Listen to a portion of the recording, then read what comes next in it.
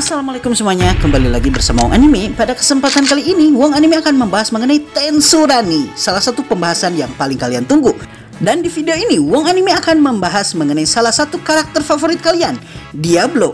Dan di video ini, Wong Anime akan membahas mengenai seluruh pertarungan Diablo, yang sayangnya biasanya hanya terjadi beberapa detik saja di light novel ataupun animenya. Karenanya, Wong Anime akan mengkompilasikan kurang lebih seluruh pertarungan Diablo yang pernah terjadi di light novel dari volume 1 hingga volume 20. Kalian siap? Silahkan ditonton videonya. Diablo, seperti yang kita tahu, merupakan bawahan paling kuat di antara seluruh bawahan Rimuru. Pertarungannya dengan para musuhnya seringkali sangatlah singkat. Entah itu dia menang ataupun kalah, dikarenakan kebanyakan musuhnya jauh lebih lemah darinya ataupun jauh lebih kuat darinya. Karenanya, Wong Anime akan mengisahkan seluruh pertarungan tersebut di sini dalam satu video. Berikut adalah pertarungan-pertarungan Diablo yang pernah terjadi di anime, manga, ataupun light novel. Diablo versus para iblis di neraka. Oke, mari kita mulai dari era kuno, yaitu era di mana para iblis primordial pertama kali diciptakan. Puluhan ribu tahun sebelum Rimuru bereinkarnasi ke dunia Kardinal Tensura. Di masa ini, Diablo tentu saja mesti melawan kompatriotnya, para iblis di dunia tersebut. Dan di antara para iblis yang dia lawan, tentu saja para iblis primordial adalah yang paling sering dia hadapi. Di antara para iblis primordial yang pernah dia lawan, iblis primordial merah Rouge tentu saja adalah yang paling kuat. Dalam pertarungan antara Diablo melawan iblis primordial merah, diketahui kalau pertarungan mereka selalu berakhir seimbang. Dan pada akhirnya, baik itu Diablo dan juga sang primordial merah yang nantinya dikenal dengan nama Gi Crimson menjadi sahabat dan saling menghormati satu sama lain, hingga kemudian Gi dipanggil ke dunia Kardinal. Selain melawan primordial merah Rouge, Diablo juga bertarung dengan para iblis primordial lainnya. Di antara mereka tentu saja Violet sang primordial ungu, Blanc sang primordial putih, dan John sang primordial kuning. Namun tentu saja untuk pertarungan melawan mereka, Diablo selalu saja menang. Salah satu faktor penentu dari kemenangan Diablo atas para iblis ini adalah Diablo memiliki nyawa hampir tak terbatas. Apabila misalkan dia mati dan tubuh spiritualnya hancur, maka secara otomatis apabila inti tubuhnya masih ada dan tubuh astralnya tidak dihancurkan, dia akan respon di tempat seolah seperti tidak terjadi apa-apa. Inilah sebabnya bagi para iblis primordial lain, Diablo ini sebenarnya tidak masuk akal. Selain tentu saja kosakatanya yang tidak terbatas. Tidak hanya melawan para primordial yang bisa dikatakan setara dengan Diablo, dia juga tentunya melawan para iblis-iblis krocok lain yang terus-terusan menantangnya di dunia iblis untuk bisa memiliki hegemoni di dunia tersebut. Di antara mereka tentu saja ada Venom yang terus-terusan menentang Diablo, meskipun dia berhasil Diablo kalahkan dengan mudah berkali-kali. Dikarenakan Diablo tertarik dengan kepribadiannya ini yang terus berusaha untuk mengalahkan Diablo. Meskipun dia tetap kalah, maka Diablo pada akhirnya menjadikan Venom salah satu bawahannya. Padahal dia adalah salah satu di antara para iblis primordial yang bawahannya paling sedikit. Dan inilah kurang lebih salah satu pertarungan yang dilakukan oleh Diablo yang sayangnya tidak diceritakan terlalu detail. Selanjutnya, pertarungan Diablo saat gabut.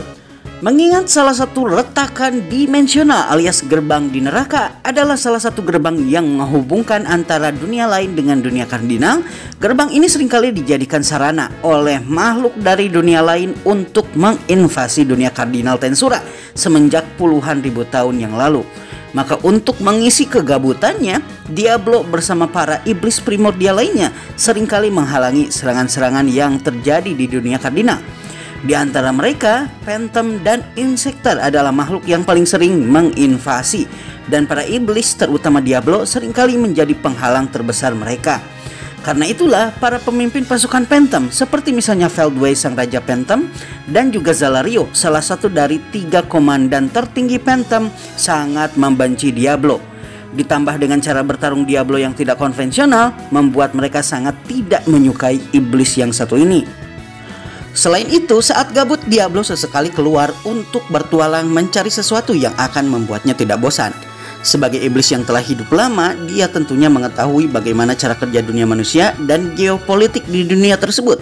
Namun tampaknya dia lebih memilih untuk bersenang-senang dengan melakukan hal lain, yaitu menghabisi raja dari suatu negara. Suatu hari, dua juara negara Fieldwood yang memiliki nama Twins berhasil dikalahkan dan dihabisi oleh iblis.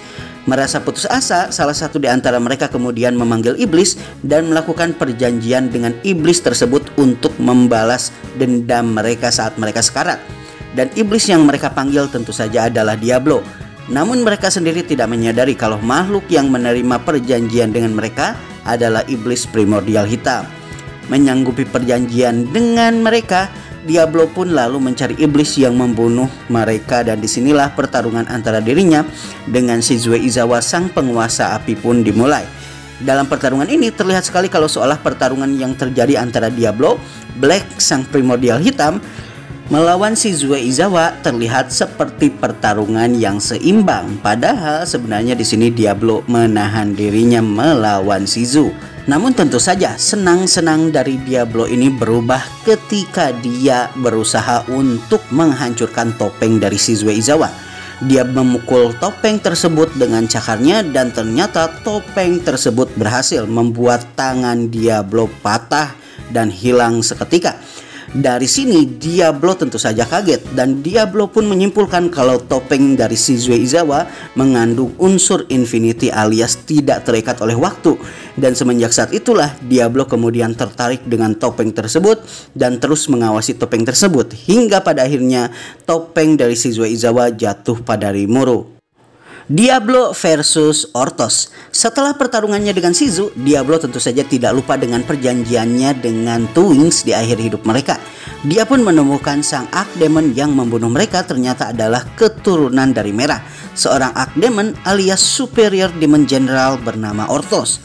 Di saat Orthos ingin menghabisi Shizu, Diablo lalu datang dan menyelamatkan Shizu, dan semenjak saat itulah baik itu Shizu dan Diablo sering bersilangan takdir hingga kematiannya.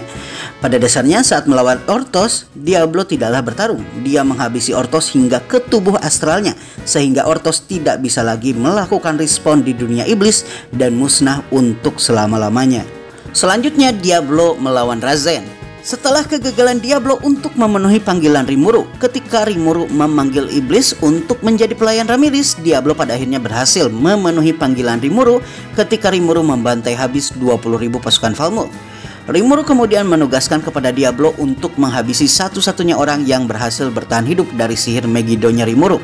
Orang ini siapa lagi kalau bukan Razen yang sebelumnya berhasil hidup berkat unique skill survivor yang dia peroleh dari tubuh Shogo Taguchi.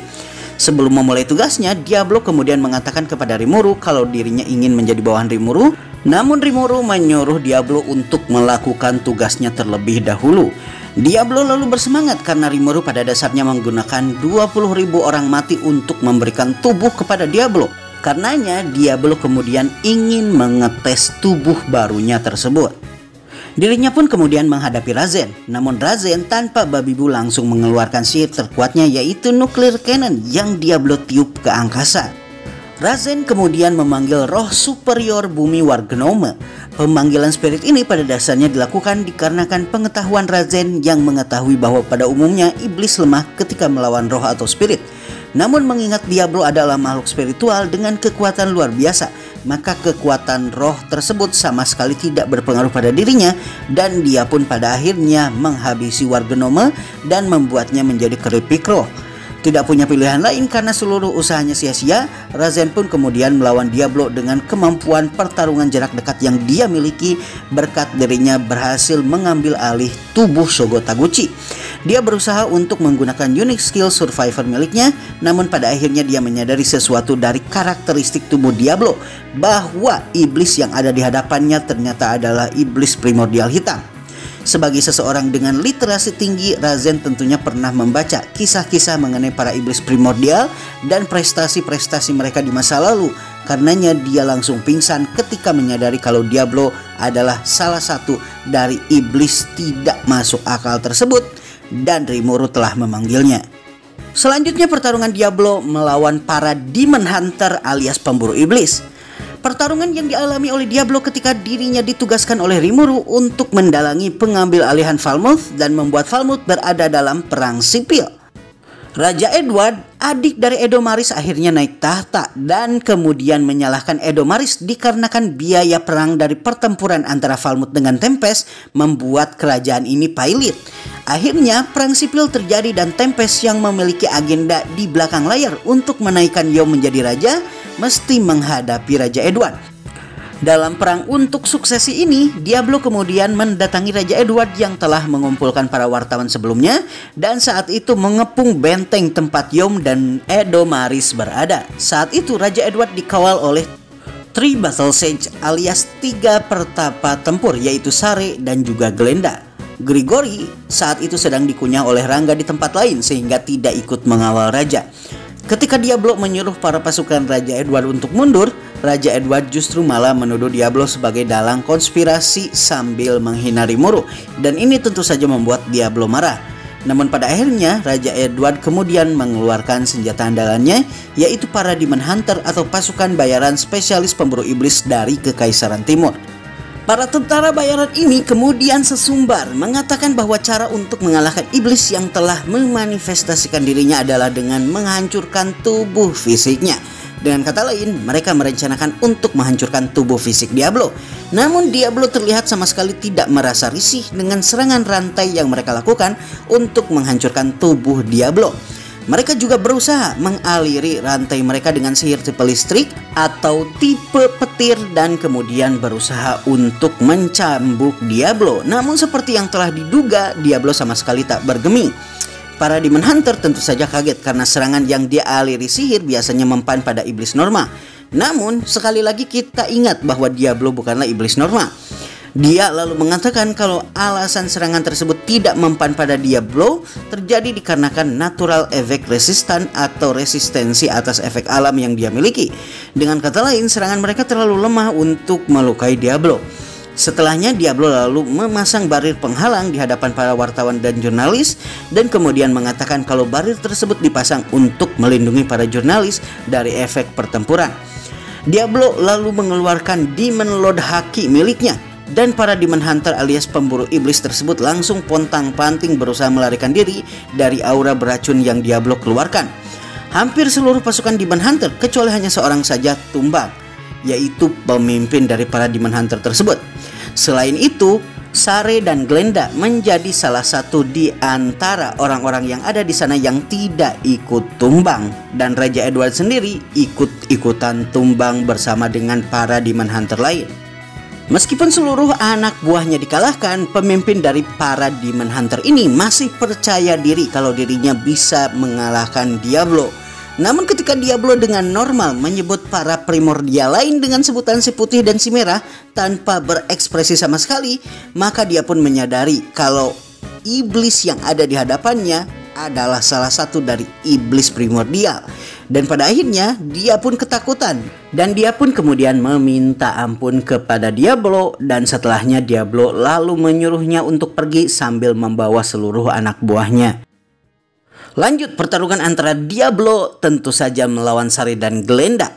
Setelah para Demon Hunter berhasil dikalahkan, maka Diablo menengok ke arah para pengawal raja, yaitu Sare dan juga Glenda yang ditugaskan untuk mengawal Raja Edward yang sekarang ini sedang tersungkur. Glenda kemudian maju berusaha untuk melakukan konfrontasi fisik dengan Diablo memulai penyerangan. Meskipun Sare berusaha untuk menghentikannya dikarenakan dia menyadari bahwa menyerang tanpa mengetahui kelemahan musuh adalah sesuatu yang berbahaya. Namun Glenda terus maju. Glenda kemudian melemparkan pisau yang lalu terlihat menancap pada Diablo. Namun tidak lama Diablo berkata kalau serangan fisik tidak akan mempan kepadanya dan mencabut pisau tersebut. Sare pun apa boleh buat berusaha untuk maju mengikuti serangan dari Glenda. Namun ketika dia meminta asis dari Glenda, dia pun menyadari kalau Glenda sudah menghilang dan tidak ada di sana. Diablo lalu mengatakan kalau Glenda langsung melarikan diri segera setelah pisaunya terlempar. Sare pun menyadari kalau dirinya dijadikan umpan supaya Glenda bisa melarikan diri. Sare pun kemudian menusukkan senjatanya kepada Diablo. Namun di tengah serangan tersebut, Diablo lalu memperkenalkan diri dan identitasnya supaya Sare tidak menyalahpahaminya sebagai Archdemon biasa. Dia pun memperkenalkan dirinya sebagai Demon Peer, dan Sare menyadari kalau ada yang salah dengan penugasannya ke kerajaan Falmouth. Namun Diablo tentu saja menyerang Sare hingga Sare terpental karena tidak mau menunggu Sare yang saat ini sedang berpikir keras. Sare pun pada akhirnya menyadari kekuatan mereka sangat jauh sehingga kalau Diablo mau, dia bisa menghabisinya. Sare lalu pada akhirnya menyadari lebih jauh mengenai perilaku Diablo, bahwa dia mengampuni dirinya dan orang-orang di sekitarnya, menunjukkan bahwa ruang negosiasi saat ini dibuka lebar oleh Diablo. Karena itulah Diablo sedang menahan diri saat ini. Saat Sare menyadari apa yang terjadi, beberapa dari Seven Luminaries kemudian datang untuk melakukan asis atas Sare. Pertarungan selanjutnya adalah pertarungan Diablo melawan para Seven Luminaries. Ketika Seven Luminaries datang, Sare menyadari kalau mereka datang untuk menghancurkan bukti tuduhan-tuduhan mereka atas Diablo dengan membunuhi para jurnalis dan wartawan yang ada di sana. Salah seorang dari Seven Luminaries kemudian berusaha menghabisi jurnalis-jurnalis tersebut dengan sihir api. Namun untungnya barir pelindung yang sebelumnya Diablo keluarkan berhasil melindungi para wartawan tersebut. Para Seven Luminaries yang berjumlah 3 orang lalu mengeluarkan sihir Holy Trinity Disintegration untuk menghabisi Diablo. Namun sebelum mereka berhasil menyelesaikan mantra, Diablo mengeluarkan Time of Despair. Dunia di sekeliling para Seven Luminaries tiba-tiba berubah menjadi kosong dan hitam. Seluruh kekuatan mereka hilang dan tidak bisa digunakan. Diablo pun lalu menjelaskan kalau saat ini mereka terjebak di dunia virtual ciptaan Diablo. Dan tidak lama kemudian, dunia yang ditempati mereka dilipat seperti origami, dan mereka yang terjebak di dalam dimensi tersebut akhirnya berhasil dihabisi. Diablo versus 3 Primordial Rematch. Setelah peristiwa Falmouth, Diablo tidak lagi ingin melakukan tugas remeh-temeh yang diberikan kepadanya dan dirinya ingin terus berada di samping Rimuru. Diablo pun meminta kepada Rimuru untuk merekrut beberapa orang yang menurutnya berbakat sehingga mereka bisa menggantikan pekerjaannya di masa depan. Dan ternyata orang yang ditargetkan oleh Diablo untuk menjadi para bawahan Rimuru adalah para iblis primordial. Dan seperti yang kita tahu, para iblis ini memiliki harga diri yang tinggi dan tampaknya Diablo mesti mengalahkan dan menyeret mereka satu persatu. Violet sang primordial ungu, John sang primordial kuning, dan juga Blanc sang primordial putih bersama dengan 600 bawahan mereka kemudian Diablo bawa ke Rimuru untuk dijadikan bawahannya. Diablo melawan Razuul.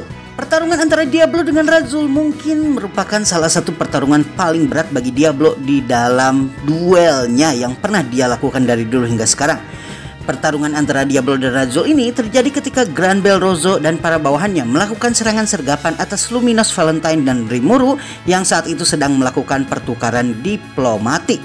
Sementara Rimuru mesti melawan Granbell dan juga Kronoa, Diablo ditugaskan untuk melawan Razuul, makhluk yang dikenal sebagai pelindung negara-negara barat. Yang menyebabkan kesulitan luar biasa Diablo ketika melawan Razuul adalah dikarenakan Razuul ini merupakan monster tipe insektar yang dikenal memiliki armor exoskeleton yang mampu menahan serangan fisik dan serangan sihir. Sedangkan seperti yang kita tahu, serangan spesialisasi dari iblis adalah serangan-serangan sihir. Pertarungan Diablo dan Razuul sendiri lumayan singkat dikarenakan dia merasakan Magicule yang luar biasa di dekat area tempat mereka bertarung, dan pada akhirnya pertarungan antara Razuul dan Diablo digantikan oleh Rangga dan juga Sion. Selanjutnya Diablo versus Rain.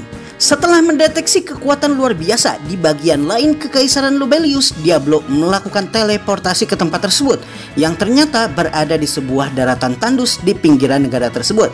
Dan Diablo akhirnya menyadari kalau Magicule kuat tersebut berasal dari Rain, sang primordial biru, ketika dirinya sampai di sana. Rain ternyata memang sengaja mengeluarkan auranya untuk menarik Diablo keluar. Pertarungan pun terjadi ketika Rain menghina Rimuru di hadapan Diablo. Dan tentu saja pernyataan Rain ini membuat Diablo tertrigger. Pada akhirnya mereka pun kemudian bertarung. Rain mengingat betul kalau dulu dirinya tidak pernah bisa mengalahkan Diablo di dunia iblis. Jadi pertarungan ini adalah momen pembuktian sebelumnya. Selain itu, di dunia iblis, Diablo pada dasarnya dengan mudah mampu mengimbangi Gi, dan ini membuatnya agak dongkol dengan Diablo karena meskipun dia setara dengan Gi di dunia iblis, dirinya seperti tidak mau menjadi lebih kuat dan hampir tidak berubah hingga ribuan tahun setelahnya. Rain memulai pertarungan dengan mengeluarkan sihir Nuclear Cannon, sihir yang hampir mirip dengan sihir yang dikeluarkan oleh Razen ketika melawan Diablo. Meskipun begitu, Diablo dengan mudahnya mampu menahan sihir tersebut dengan multi lapis barir sihir yang dia tumpuk. Mereka pun pada akhirnya bergantian melakukan serangan sihir nuklir dan barir sihir. Seperti yang kita duga, serangan antara dua iblis tingkat tinggi adalah seperti pertarungan antara kedua penyihir kuat. Namun tidak lama, Rain terlihat terkejut. Ternyata ketika mereka beradu, Diablo secara diam-diam menggambar lingkaran sihir hingga berlapis-lapis, dan mengingat saat ini dia terjebak di dalam lingkaran, maka Rain tidak bisa keluar karena sihirnya akan teraktivasi ketika dia berusaha menyentuh lingkaran sihir tersebut. Rain pun menyadari kalau sihir yang saat ini Diablo gunakan adalah sihir suci multi-stage disintegration. Rain pun mengetahui resiko menggunakan sihir suci adalah ikut menghabisi penggunanya juga apabila penggunanya iblis. Namun Diablo mengatakan kalau pengendalian spiritron alias unsur roh bisa dilakukan selama kepercayaan seseorang kepada tuannya sangat kuat. Setelahnya Diablo lalu melepaskan 7 pilar cahaya yang semuanya kemudian menyerang Rain yang terjebak dalam lingkaran sihir. Dan pertarungan pun selesai antara Diablo melawan Rain, dengan Rain yang Diablo lawan ternyata adalah klon kabut yang diciptakan olehnya. Selanjutnya Diablo dan 3 primordial melawan Zegion. Untuk meningkatkan kemampuan bertarung para bawahannya dengan sangat cepat, Rimuru melakukan pertarungan antara para bawahannya hampir setiap saat dengan memanfaatkan mekanisme labirin tempest yang kita tahu memiliki kemampuan untuk membangkitkan orang yang terbunuh di dalamnya, sehingga Rimuru memanfaatkan fasilitas tersebut untuk membuat latihan hidup mati bagi para bawahannya. Terkadang dia juga mengundang para negara sekutu seperti misalnya Hinata yang berasal dari Kekaisaran Lubelius untuk melawan para bawahannya. Dan dalam latihan di labirin tempest, Hinata berhasil menaiki lantai 100 hampir sendirian, dan setelahnya lalu melatih Apito dan Kumara di dalam labirin. Dia juga membawa para sekutu lainnya seperti misalnya Freya dan Carrion untuk melakukan latih tanding dengan para bawahannya. Tujuannya tentu saja adalah untuk memperkuat mereka dan mempersiapkan mereka menghadapi perang Tenma. Salah satu pertarungan paling seru dari semua pertarungan tentu saja adalah pertarungan antara seluruh primordial bawahan Rimuru, yaitu Diablo, Carrera, Altima, dan juga Testarossa melawan Zegion. Dalam pertarungan 4 lawan 1 ini yang sepertinya kelihatan tidak adil bagi Zegion, Diablo kemudian memberikan syarat kepada para primordial untuk jangan pernah menyerang bagian tubuh Zegion yang berasal dari sel-sel Rimuru. Karena seperti yang kita tahu, Zegion sebelumnya saat terluka diberikan sebagian tubuh Rimuru sehingga bisa memulihkan diri. Dan pada dasarnya pertarungan ini sungguh sangat berat bagi para iblis primordial. Dikarenakan sihir tidak mempan pada Zegion ditambah dengan syarat yang ditambahkan oleh Diablo, maka mereka mesti berpikir di luar sudut pandang iblis, dan pada akhirnya mereka masing-masing menggunakan gaya pertarungan jarak pendek. Altima menggunakan pisau, Testarossa menggunakan cambuk, dan Carrera menggunakan katana.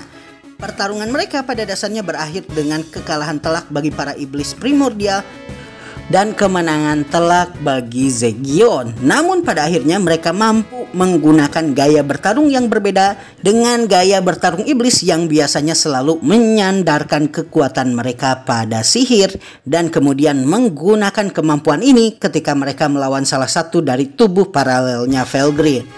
Diablo versus Bernie dan Jiwu. Pertarungan singkat lainnya yang terjadi antara Diablo dengan musuh terjadi saat invasi Kekaisaran Timur gelombang pertama. Dalam pertarungan ini, Diablo mesti menghadapi Bernie dan Jiwu. Bernie dan Jiwu sebelumnya adalah pengawal dari Masayuki yang kemudian diketahui sebagai mata-mata Kekaisaran Timur setelah mereka mencoba untuk membunuh Rimuru. Namun usaha mereka ini berhasil digagalkan oleh Chloe Obert dan juga Benimaru. Sayangnya, meskipun mereka terbunuh dalam usaha untuk membunuh Rimuru, mereka berhasil melakukan respawn di luar labirin tempest dikarenakan gelang Ramiris yang mereka pakai. Meskipun begitu, pada akhirnya Diablo lalu menyelesaikan nasib mereka ketika penyelesaian invasi gelombang pertama terjadi, dan Diablo lalu melemparkan mayat mereka ke hadapan Kalgurio. Pada dasarnya mereka tidaklah bertempur. Diablo hanya menggunakan kemampuan End of the World miliknya, dan pada akhirnya jiwa mereka baik itu Bonnie dan juga Jiwoo berhasil dipanen saat itu juga. Diablo melawan Kalguryo. Pertarungan antara Diablo dengan Kalguryo terjadi di tahap akhir dari invasi Kekaisaran Timur gelombang pertama.